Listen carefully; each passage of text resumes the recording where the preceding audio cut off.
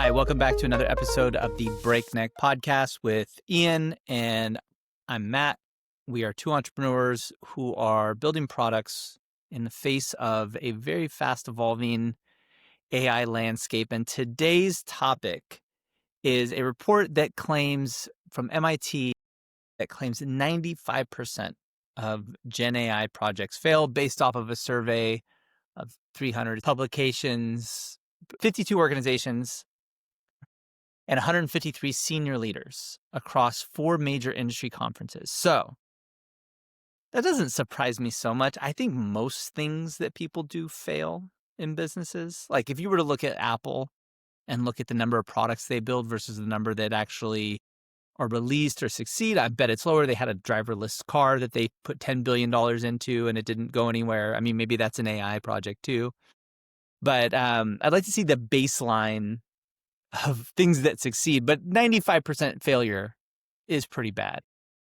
So the bit that surprised me was the 95% isn't, I'm not sure what that's of, Matt, to be honest with you. So when I delved further into the report, the more interesting stat that I found was what's the drop off between, piloting an AI technology to actually it going into production, and the ratio was 4-1, so 25% of these pilots actually make it into production.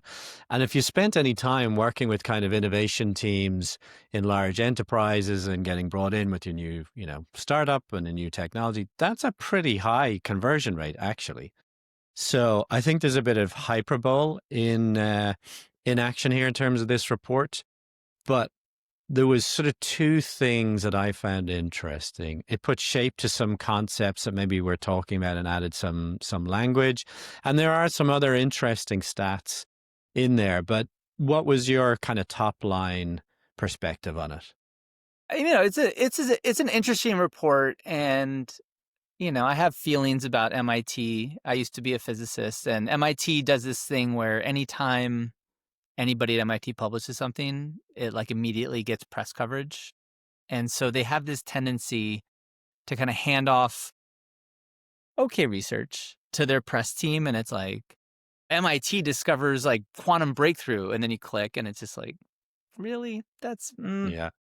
and in this case, they published this report from the Nanda Center, and you surveyed 52 firms and you discovered that only 5% of them got something. It's like the statistical inference there, it's 2 firms, that had reported success. Like, how do you get to 95% out of 52? Like, it doesn't even divide up correctly, right? So, it's just not the greatest scholarship, but it's, MIT scientists discover 95%. And so you're like, okay, we have to tolerate this in the news cycle. But I think overall, matches what I've heard other places. And so like, let's just use it as a starting point for a conversation, which is, have people really figured out how to use AI yet? I think the answer is no. I think it's a valuable tool for the individual, and most companies haven't. And this is specifically the claim that this report makes, which is they haven't used it to structurally disrupt their product. And there was also a few different areas, and some did better. Media and telecom have done much better. And I'm assuming that includes maybe tech companies like a Facebook or something like that would be in the media and telecom industry. But that makes sense. You have a lot of generative AI applications. And so that was about 4x better in terms of the quality of disruption in those than in healthcare, consumer and retail, financial services. One that was not surprising to me, which is professional services, also got a lot out. So, you imagine professional services, writing reports, writing emails, writing code, has a lot better performance than these other industries. To be fair to MIT on this one, they said, the data is directional, but they looked at 7 industries and asked the question, have you seen any, seen disruptive change? 6 of the 7 industries said yes.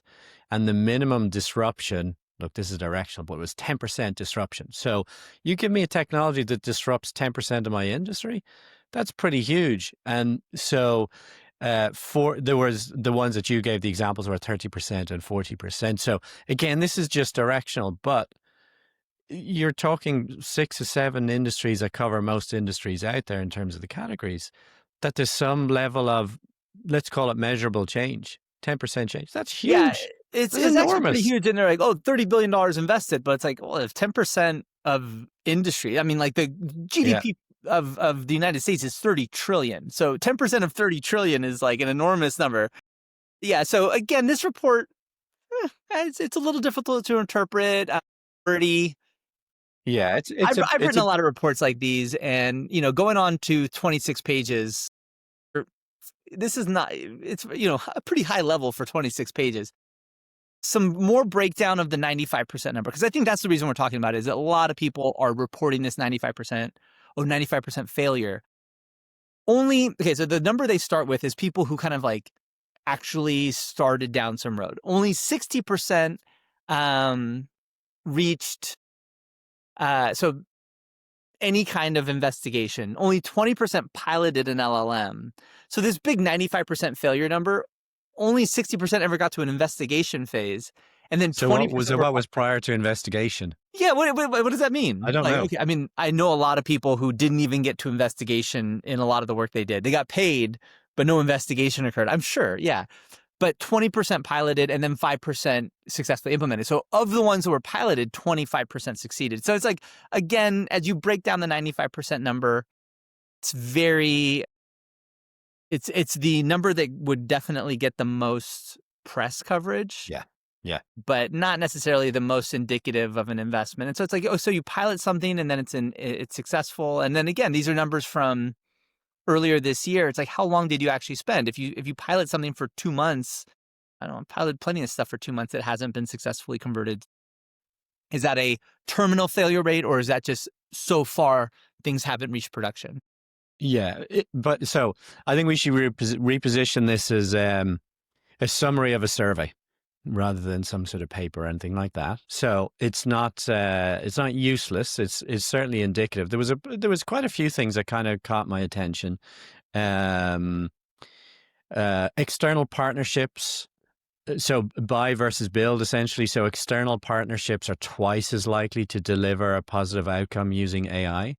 So sort of internal build is less likely. As a vendor, I'm delighted to hear this. Yeah. I hadn't seen any information to support or not that sort of type of claim. So that's good. The other one, so for anything complex or long term, humans dominate by 9-1 margins. And just to give that its context, this was sort of the question of how good is AI? And I think the general question they asked is, would you give this task to a junior colleague? And the answer was yes. Would you give it to AI? And the answer was yes. But when it comes to judgment and discretion and creativity, as I like to talk about constantly, another kind of proof point that ultimately AI is good, but it's going to be up to the humans to apply their discretion and their judgment to make decisions ultimately. Another one, Matt, that really caught my attention is this 90 number. It keeps coming up again and again. 90 days. For those who don't know, Matt and I are doing various webinars out there, and one of the points we make to customers is we've gone from 0 to delivering value in less than 90 days. And we have some folks we partner up with who are in different spaces, and we've all seen in an enterprise context go from 0 to delivering value in 90 days.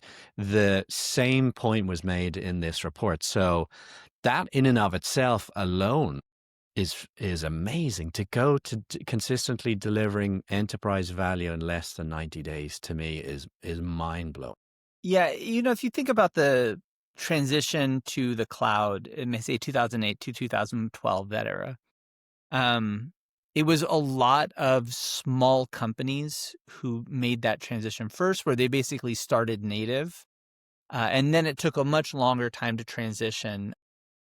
But the amount of time it would take to do a cloud project would be a year, usually. About that. I mean, did a bunch of these as a consultant. You plan for about a year, so 90 days. I think it's a much faster implementation, and you can imagine, instead of taking a decade for U.S.-based firms to transition to the cloud, you could imagine the next 2 to 3 years be much more fruitful in terms of people transitioning. One of the issues here is that like everybody's using AI, and that's the other thing. Everybody's using AI right now, and they're using it. I mean, if people are using it, it's very likely a valuable part of their workflow. And there's something like 80% of firms or something like that, and they surveyed energy firms. So if guys walking around a a mine or some kind of energy production facility or mining facility, not going to be too many opportunities for him to open up LLM and use it in that industry. So that's, this is not like 90% of the tech industry or 80% of it's everything. And again, only 50 firms. You're getting pretty small sample sizes when you get to the breakdowns. You divide 52 by 7, and now you're talking to like 6 firms per industry. It's a pretty directional, like they Yeah. said. It's a funny way to 26 pages on your directional findings. Great scholarship. Maybe you pick up the phone 5 or 6 more times and write 5 or 6 fewer pages is my advice as an academic. But Well, under the caution that this is directional only, there was some other stuff that caught my attention. And it's this shadow AI usage. So what they found, and I think we were beginning to understand this, is that you have individual employees using AI for personal performance and personal usage. What's my individual task? And they're going to ChatGPT and they're doing stuff. And I liked actually the language they talked about here.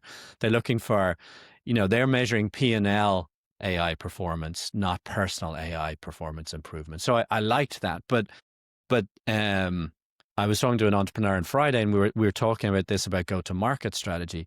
If we go back to that 90-day thing for a second, you have to have an amazing technology to go from zero to delivering value in less than 90 days, but you have to have a very, very willing customer. And that means a couple of things, right? There's let's say there's board pressure, there's CEO pressure for you to, use AI in your department, but there's also a bottoms up sort of pressure isn't the right word, but motivation, because us as consumers, we're using personal AI to improve our performance, and there is this shadow usage within businesses where they're saying like, well, I'm actually using this. So when they see a vendor come along to sell a product, the expectations are actually pretty high, right? Because let's use this as an opportunity to kind of discuss like where the benefit is accruing. Most people report, and most of these companies in this report, I mean, it was very consistent. Individuals are using ChatGPT, and it's a kind of a consumer product, right? You log into ChatGPT and you put in your document and say, summarize this for me. And then you copy paste, and then you put that in your email, and you saved yourself an hour at work. Productivity in the United States is not going like this because of AI. Everyone's using AI, but productivity is going up. And that signals to me like, hey, maybe this is something where employees are having a little bit more free time. I mean, corporate profits are doing well. They've been cutting back, and maybe companies are able to cut back their headcount and still maintain productivity because corporate profits are going up, but productivity per person, there's measures of that, is not advancing wildly. So maybe only certain parts of the industry are benefiting from AI, or maybe employees are kind of getting some of that surplus for themselves. Like, instead of spending 8 hours at work, they spend 6 and then go spend a couple hours with their kids. And we saw that during COVID. That happens pretty quickly. People just take up that free time. And especially with flexible workspaces, they just do less work instead of, I mean, this is a pretty cynical management take from me, but, it's an opportunity. And then there's other places where, SAP laid off 10,000 people in Europe to take advantage of AP. I can imagine SAP immediately putting AI to work and getting rid of 10,000 people, given the state of that technology. So maybe there's also mass layoffs. And so maybe there's this kind of mix. What we aren't seeing, though, is firms massively expanding their output because of AI. So either they're cutting a bunch of workforce and becoming more profitable. Their workforce is using AI and maybe still delivering with maybe a little less effort because we don't see the per person productivity numbers skyrocketing. But what we aren't seeing is I think the optimum, which is firms themselves become much more effective and are able to employ more people because they've just worked through some of the sticky bits and the friction within their business through AI. And I think that's because it's either consumer technology like ChatGPT where the worker benefits, or it's a replacement for frontline tech support and things like that, or bug fixing where you fire junior engineers or you fire your call center team where the business benefits at the expense of workers. But what we haven't seen yet, and I think this is my takeaway from this report, is structurally changing how businesses work in a way where they're able to do far more, because that's what businesses should be doing more. It's like everyone's like, oh, we're going to lose jobs. It's like, no, if you are able to Yeah. make a company more productive, they expand. That's like, I know most people don't believe it, but that is actually how economics works, is that if you lower the per unit costs, businesses will expand the amount of things they do very quickly and very naturally. You'll see it all the time. And so we just haven't seen AI applied to those kind of firm expanding opportunities yet. It's mostly either the workers do less or they have fewer workers, but we haven't seen companies structurally transform themselves. Yeah, and you could sort of draw the parallel to Web 1.0, Web 2.0, maybe even Web 3.0. This sort of you suck the tools in, you begin to use them, and once you've mastered the tools, you realize, oh, we're doing it wrong. We don't need to do it that way anymore. That Mm-hmm. takes time, right? We have this sort of cognitive processing load across industry right now. It's like, oh, how am I going to use this thing? So I don't see that disruptive restructuring of the businesses. I haven't really thought about it deeply, but it's probably not until next year that we start seeing the very, very early stages of that. I mean, I don't know how you think about it. Well, I think a lot about how management needs to be transformed with AI. And it's very hard for most people to think about management and the structure of companies, because that tends to take away the units of work that they're familiar with. Because managers don't do units of work. In fact, they're there to define and redefine what actually work is. For instance, if I'm a sales leader, my job is not to produce qualified leads, which are the kind of the fundamental unit. I want more qualified leads. AI is going to give me more MQLs, and I'm going to use AI to have a higher percentage of my NQLs convert to SQLs or convert to revenue, right? And so that's the ontology of sales, is a pipeline of leads flowing from we don't know them to revenue with some certain thing, right?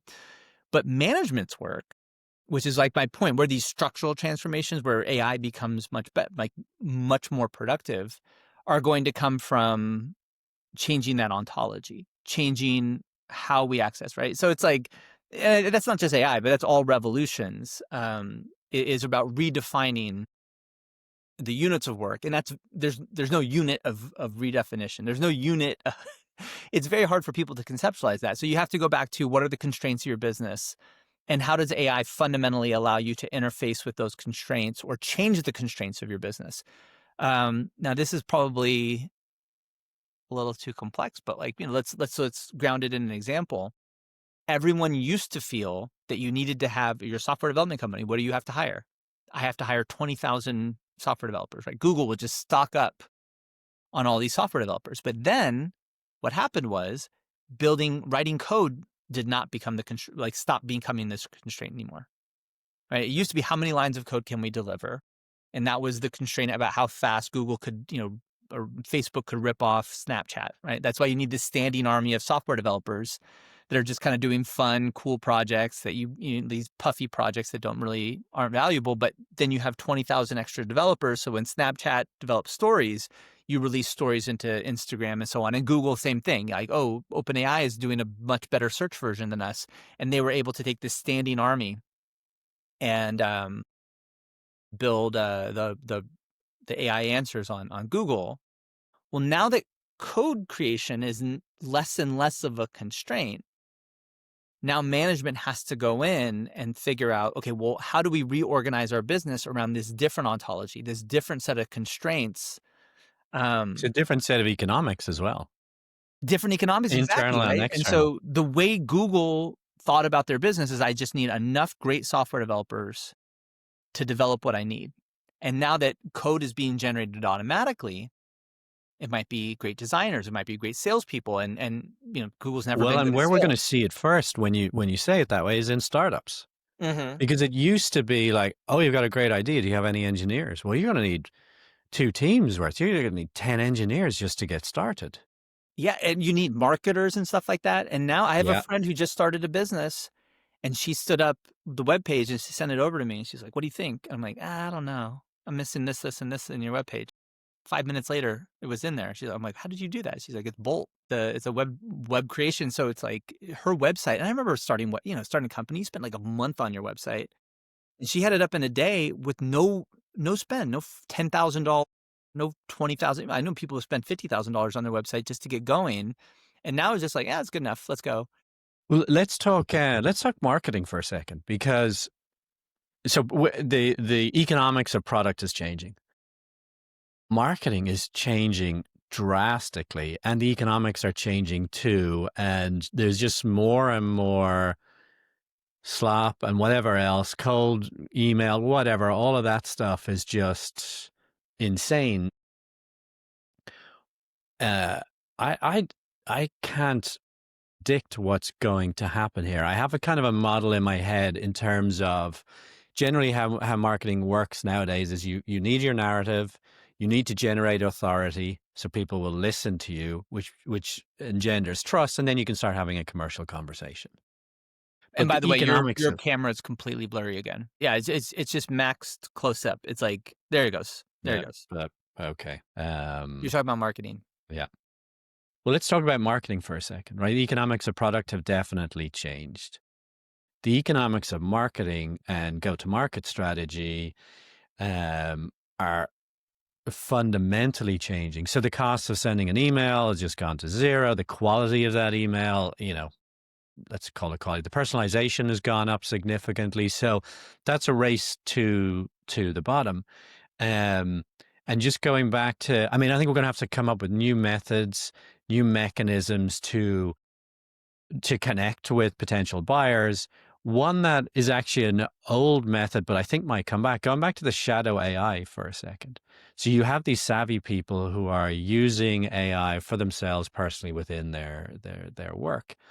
Um, I think there's a freemium opportunity to actually connect with those folks, to give them a lightweight version of your enterprise product. It depends what you're doing. Maybe it's not always possible, but I think that's sort of a go-to-market strategy, a channel that actually might work. It's one that we've used before with Slack and a bunch of Trello and a bunch of other ones where, you get the folks using it, and Expensify would be another example, right? Where they kind of use it and advocate, and suddenly it becomes an enterprise type of a product. But beyond that, I'm not sure where things are going to go in terms of how do you effectively market a product and get it into the hands of your Well, users? just very concretely, like what you said about the email targeting.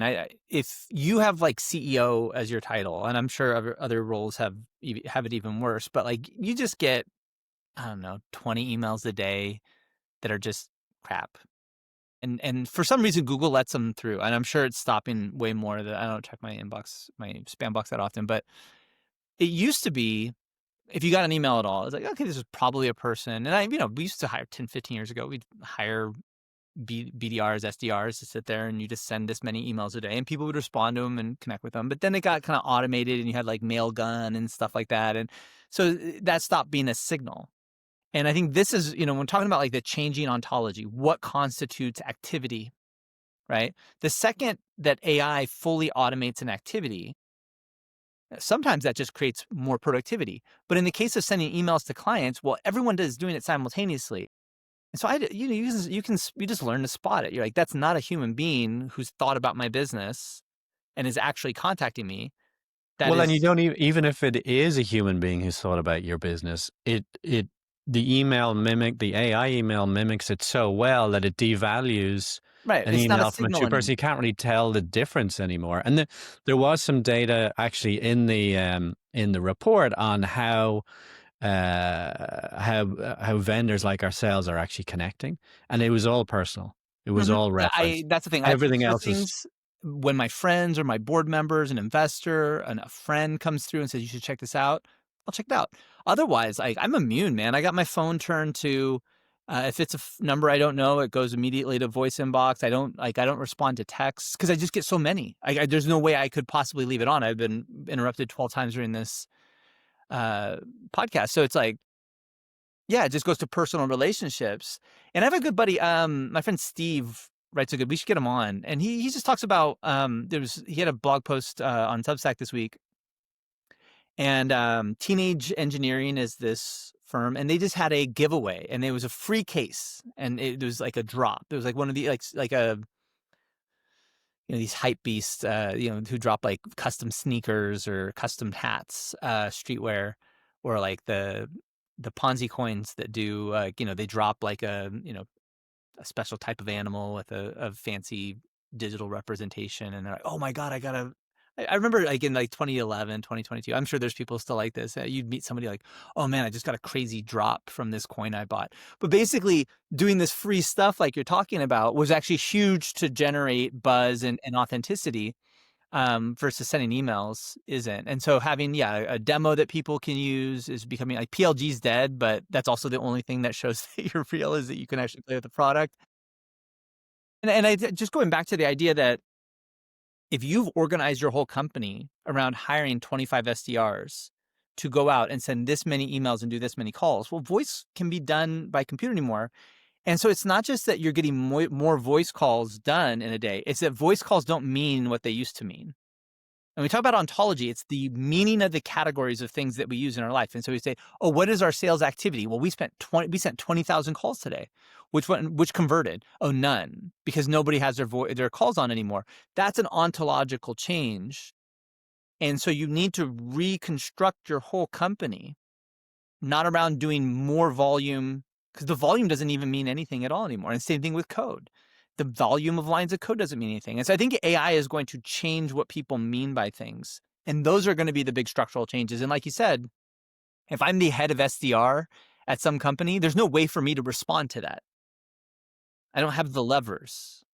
The correct lever is fire me and my entire team in masse, right? Like that's the only thing you can do. And so that head of SDR is not going to be able to leverage AI to improve their productivity. It's a thing that shouldn't exist anymore because cold calling doesn't exist and will never again in the same way.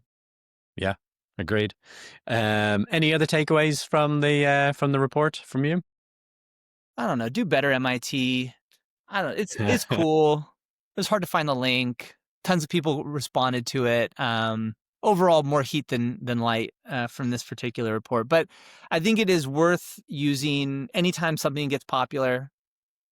Let's use it as an inflection point to talk about it and get down to the details. But I think the hit rate being 25% of when you really get down to it of things that people try ended up being put into production that had some value. It's pretty good. Pretty good from my point of view. Yeah, for me, there was some good stuff in there. It was basically a summary of a survey. One other one we didn't mention is top quartile Gen AI startups are reaching 1.2 million in annualized revenue within 6 to 12 months of launch. Yeah, it's not bad. Oh, That's not you bad. got to figure out what to launch. The trick is from launch, and that's the thing. You got to figure out a niche, and building an agent or an LLM around it, based solution is not trivial because most stuff is just noise. It's just now we put some data in and it generated some text, and it's like, okay, how did that generate value? So from launch is the key thing here.